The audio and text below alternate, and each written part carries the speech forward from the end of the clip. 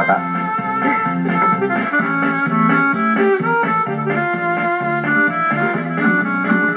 Hindi kita malilimutan. Ayan huy, may utang sa akin. At syempre, ito nga po ang ating pinuntahan. Dahil naku, malapit na po ang Halloween at ang Undas. Ito po tayo sa Cascade Capital of the Philippines, Barangay San Vicente, Santo Tomas, Pampanga. Kasama ko po ang dating trabahador ng mga atauli. At ngayon po, may-ari na siya. Naku, napakaganda ho ng kita. Si Mr. Juanito Muñoz. Magandang umaga, sir. Magandang umaga din po sa iyo. Dalawa po ang klase ng ating pong ataul o kabaong. Yun nga po ay ang wood at siyempre yun pong metal. Ano po ang proseso ng metal, sir? Unang proseso.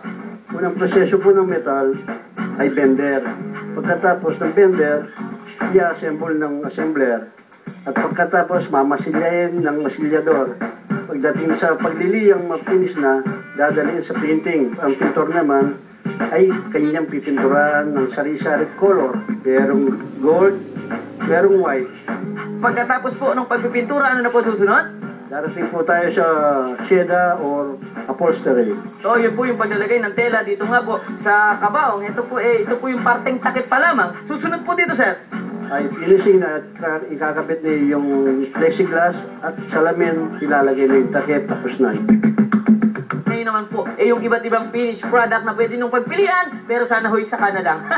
At para ho patunayan komportable ho sa kanilang kabaong, yung mga patay, meron ho tayo pinapulo rito. Patingnan nyo nga po, humingiti pa ho yan, tsaka kumakaway. Wow! At syempre po, sir, interview ko kayo. Ano ba kinamatay ninyo? Nag-videoke. Ano ho ba yung, ninyo? Yung kinanta ninyo? My way. Sabi ko na nga ba, Sir, ito lang ho papabaon ko sa inyo. Pamaypay, dahil siya kung sa mainit kayo mapupunta. Good luck po, ha. At siyempre po, ito nga po ang inyong tandaan. Ang katawan niyo po ingatan, bago po ito ang inyong higaan. Dito lamang sa Sapul sa 5.